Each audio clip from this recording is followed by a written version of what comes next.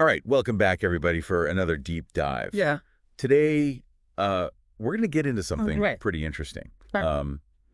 It's about hockey, Yeah. but it's also about a lot more than that. Okay. It's about politics Uh-huh. and Canadian identity. All right. And we're going to be looking at this Okay. through the lens of a very specific event, which is the recent Four Nations final between Canada and the USA. Okay. So yeah. Our source material for this is excerpts from an article called Hockey, Politics, and Canadian Identity, Trump, Gretzky, and Orr. Interesting. And yeah, it's a fascinating one. Okay. So we're going to get into Trump's involvement with all of this, Wayne Gretzky's kind of difficult position in all of this, and even bobbyorr gets involved. Okay. Yeah, so this whole thing is kind of set against the backdrop of some rising tensions between Canada and the U.S. under the Trump administration. Right. And specifically,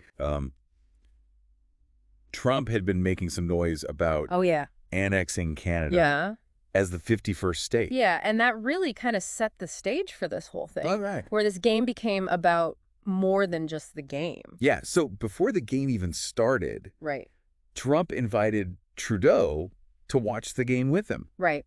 And, you know, on the surface, that seems like a friendly gesture. Sure.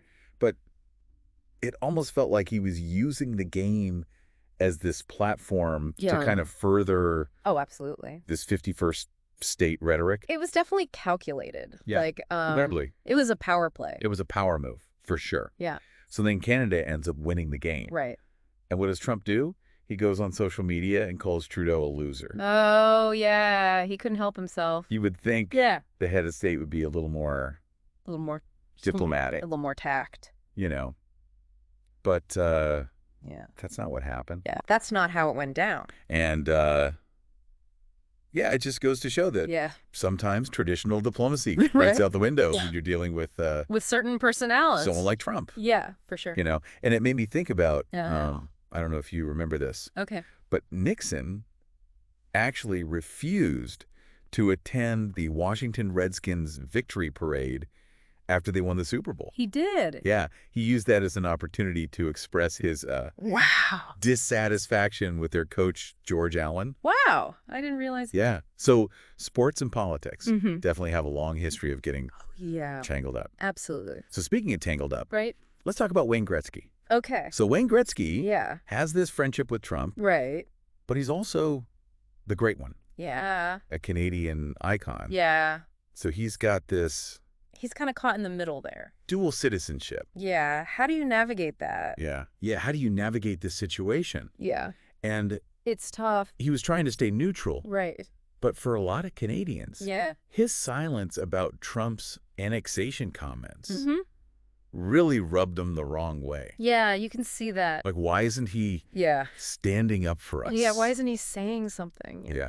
And then to make matters even more strange, Trump goes on this whole social media rant defending Gretzky's love for Canada. It was bizarre. It was a weird one. It was so strange. Why would he do that? Yeah, what was the point of that? Yeah, what was his angle there? Some people think it was just a way for Trump to deflect attention from his own behavior. Okay. You know, take the heat off of himself.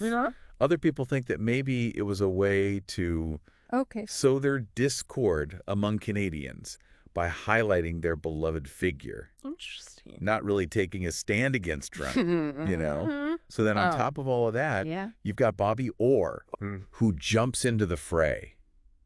Okay. And writes this whole letter defending Gretzky from what he perceived as unfair criticism from Canadians. But it seems like he totally missed the point. Yeah, what was he thinking? Like, what was his point there? It wasn't about Gretzky's loyalty to Canada. It was about him not using his platform to take a stand against this very public threat. Yeah, like he could have really made a statement. Yeah, even if it meant risking his friendship with Trump. Exactly, and it's not like he would be the first person to risk something by speaking out. Yeah, so what does this all tell us? I think it tells us a lot about how a hockey game can become like a political minefield. For sure. You've got national identity all mixed up in it, and then this complex dance between silence and outspoken opposition. And yeah, it really raises the question. It really does. Like, what is the responsibility of someone like Gretzky in this kind of situation? Exactly. Could he have done more? Yeah. Should he have said something? Yeah. Should he have alienated Trump? Yeah, even if it meant alienating a friend. Right. Tough question. It is a tough question. And yeah, that's something we want to leave you guys with. Yeah. What would you have done? Yeah. If you were in Gretzky's shoes? What would you have done? Let us know in the comments. And until next